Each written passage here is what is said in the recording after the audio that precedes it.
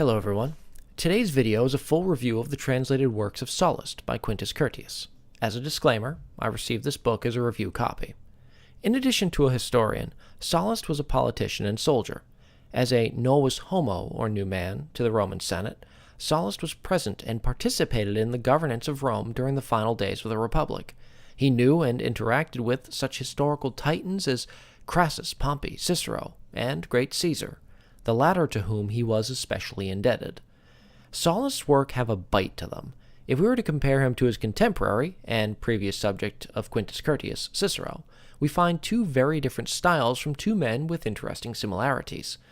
Like Sallust, Cicero was not born into the aristocracy of Rome and had to rely on his talent to see his star rise. Both men practiced law and faced off against one another at least once in the trial of Milo. Over the course of their careers, Sallust was expelled from the Senate, while Cicero was expelled from Rome altogether. Both men wrote extensively of virtus, or masculine virtue. However, there are two very important differences between these Romans, and both impact their writing. First, Cicero loved being a senator, while Sallust developed a serious dislike of the aristocracy. Second, Cicero was a magnificent orator and wordsmith, while Sallust was utilitarian in both regards. The result of these differences is a unique contrast of styles. Cicero's work is much like a gladius. It shines in the sun, looking rather beautiful along with its great utility. Sallust is more like a balled-up fist to the gut. There is no flashiness, just a brutal, straightforward style that demands immediate attention. Both are very effective in their own way. Now we turn our attention to the writings of Sallust, as well as to the translation and editorial efforts of Quintus Curtius.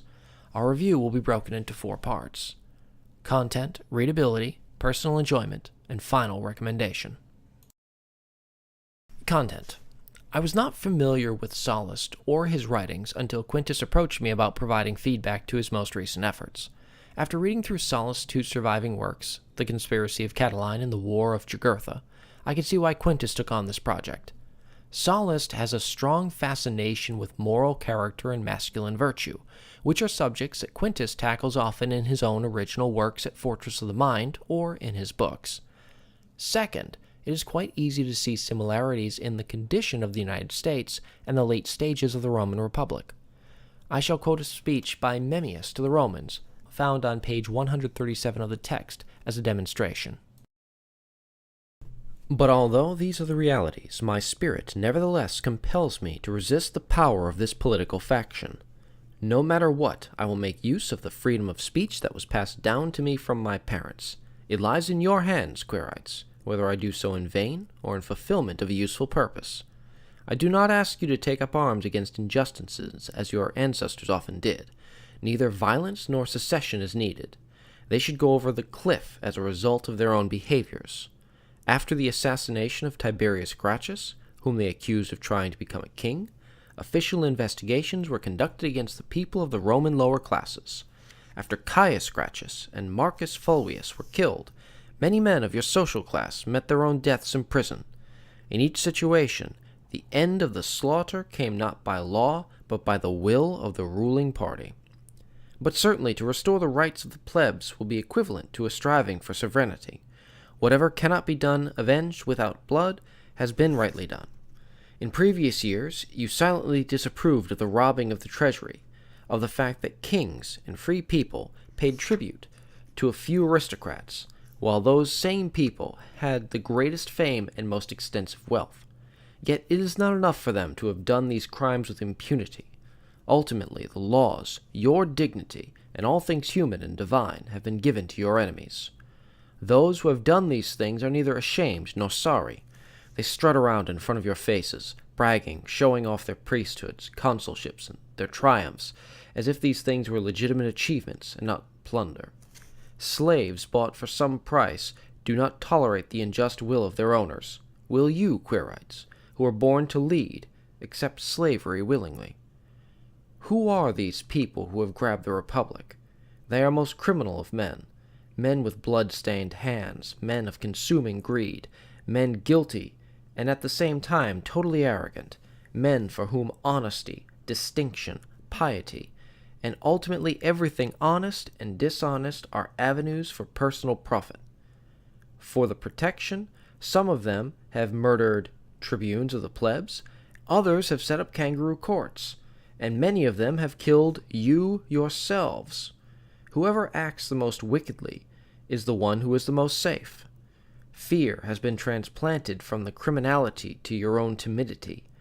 They are forced to act as one unit, since they desire, hate, and fear the same things. Among good men, these things include friendship. Among bad men, they include partisan faction. For if you cared as much about freedom as they got excited by power, then without a doubt the Republic would not be lying in ruins as it is now. Your sympathy would belong to the best men, rather than to the most reckless. To get their legal rights and establish popular sovereignty, your ancestors twice armed themselves and occupied the Aventine Hill through succession. Won't you give every ounce of effort to keep this liberty that you inherited from them? Won't you fight that much harder, since it is more dishonorable to lose what has been gained than never to have gotten it at all?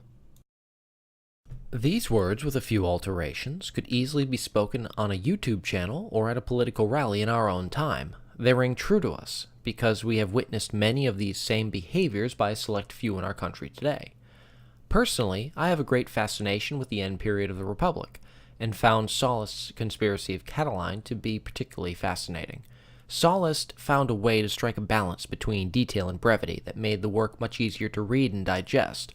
On top of that, Sallust wove in a number of moral lessons without making his words preachy. Quintus Curtius made several valuable contributions to this text. We receive a foreword, introduction, several maps, chronologies, scores of footnotes, postscripts, an index, and possibly my favorite addition, topical organizations. I will address several of these items as the review goes on, but let me explain the topical organizations and why I believe these are such a wonderful addition. In Quintus Curtius's translation of On Duties, he gave us an expanded table of contents that gave a brief explanation of the themes in each section. This was a good idea, but we ran into a slight problem. The table of contents, which is normally an easy way to search for a specific chapter within a text, became a bit too challenging to navigate due to all the information. I get the sense Quintus saw the challenge in his previous methodology and sought to correct it with a new formatting called topical organizations. Instead of giving us a table of contents mixed with large amounts of topical information, Quintus pulled out the topics and gave them their own section for each work. The result is a streamlined table of contents and a new section with tables that easily point to a topic we may want to revisit in future study. What a great idea! This is something I want to see in every classical translation I purchase in the future. Overall, the content provided by both Sallust and Quintus Curtius are top-notch. I rank content a 5 out of 5. Readability. As I mentioned before, Sallust writes in a very direct style. Although the original Latin has some interesting idiosyncrasies, Quintus has done well to provide a translation that captures the blunt nature of the text. Let me provide an example. Jugurtha, a Numidian king whose behavior in war with Rome is the subject of the second half of the translation, was visiting Rome to answer some questions about his recent behavior. During his time there, he bribed a tribute of the plebs, sat silent while he was to be publicly questioned, and arranged for the assassination of the grandson of one of Rome's great allies from the Second Punic War who was also staying in Rome. Jugurtha left Rome instead of facing the consequences for his actions, and while he was leaving, Sallust tells us he looked back at the city and stated, "If the right buyer comes along, this city is a corrupt one, and one that will soon be destroyed." Is this a direct quote from Jugurtha, or was this Sallust putting a dramatic word of warning into the text for his own purposes? I do not know, but it is impossible to miss his point, and it is a point Americans should ponder today. Bringing this text to modern readers who could benefit from pondering points like these is one of the reasons Quintus provided this translation. Many men have had to learn about the writings of Sallust via their own self-instruction, instead of through formal education that was common decades ago. Blunt statements are valuable for these men. For someone who is getting started in reading works of history for political purposes, This makes Sallust a little easier to grasp the first time than, say, Plutarch. You should read both, of course, but it is nice to know which one has an easier learning curve. The downside to a more blunt style with fewer changes is that you will not find yourself rereading the text as often. Sallust is not a shallow writer, but he does not have the same depth as his peers. That could be a benefit or a drawback, depending on the individual reader. Another tough point is that we find we are not Sallust's intended audience, and some of his references will be puzzling to anyone who is not familiar with Roman history, customs, or politics. By and large, Quintus has done a good job closing these gaps with footnotes. I'll speak a bit more about this in the next section. In sum, I think this is a very readable work. I rank Readability a 4 out of 5. Personal enjoyment. How much enjoyment can the average person gain from reading the translated works of Sallust and the supplemental material provided by Quintus Curtius? More than you may think. The Conspiracy of Catiline in particular is an interesting tale with a cast of characters most people have at least heard of.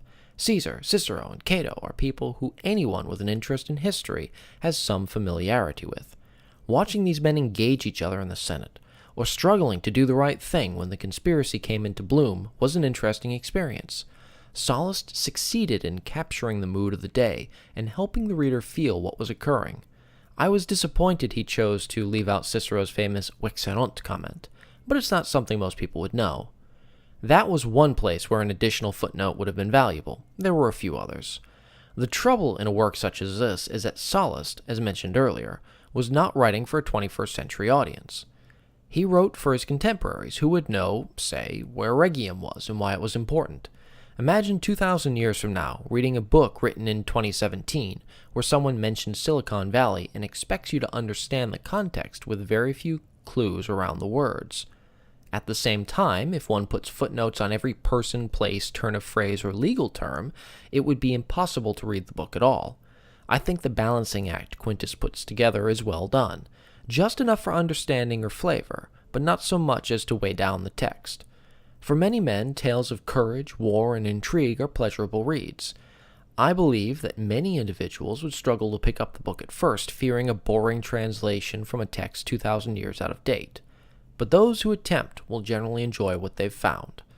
I rank personal enjoyment a 4 out of 5. Final recommendation. There truly is a lot to like in this translation. It has great content, is readable, and is enjoyable. And, as I have stated previously, it applies to what Americans are experiencing today. Sometimes it speaks to Americans in subtle ways. Let me offer an example involving the Gracchi brothers. Quintus explains Tiberius and Gaius Gracchus in a footnote on page 150. The Gracchi came from a politically connected family. Tiberius's maternal grandparent was Publius Cornelius Scipio Africanus, i.e. the elder, and his sister Sempronia was the wife of Publius Cornelius Scipio Aemilianus. Tiberius was the tribune of the plebs, and Caius the, I will attempt this, Triumvirum Collinius Dedunctius. I will put this up on the screen so you can better see what this actually says. In addition to that footnote, we know that the Gracchi pushed reforms designed to benefit the plebs, or common people. They were both killed for their efforts. Later on the same page, Sallust states the following. It must be said, however, that the spirit of the Gracchi, with its lust for victory, was insufficiently moderate, but a good man would prefer to be defeated rather than eradicate injustice through evil conduct. Let's think about that last sentence for a moment. But a good man would prefer to be defeated rather than eradicate injustice through evil conduct.